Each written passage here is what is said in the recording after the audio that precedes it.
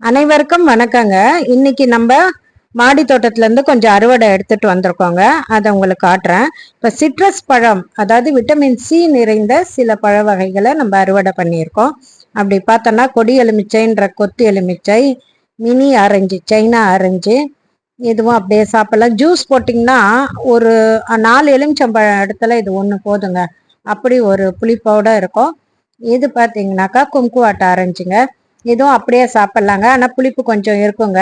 இதை நல்லா பழுத்த அப்புறம் சாப்பிட்டா கொஞ்சம் நல்லா இருக்குங்க.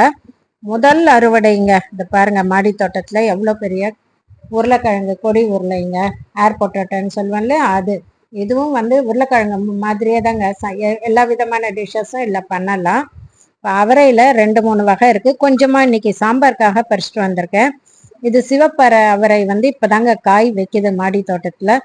கத்திரிக்காயும் கொஞ்சம் பிஞ்சா இருக்க, அதனால கொஞ்சமா பறிச்சுட்டு வந்தேன்.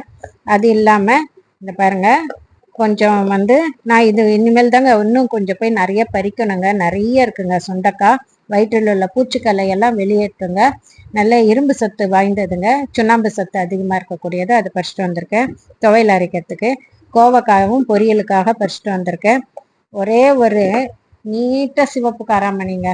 மற்றெல்லாம் பறிச்சாச்சு போன வாரம். இது பாருங்க, ஒன்று கிடச்சிருக்கு. அதுக்கப்புறமா மிதிப்பாகல் கொஞ்சம் நிறைய இருக்குங்க. மேலே இருக்கிறதுனால கொஞ்சமாக பறிச்சுட்டு வந்திருக்கேன். மீதியெல்லாம் மேலே இருந்து பறிக்கணுங்க.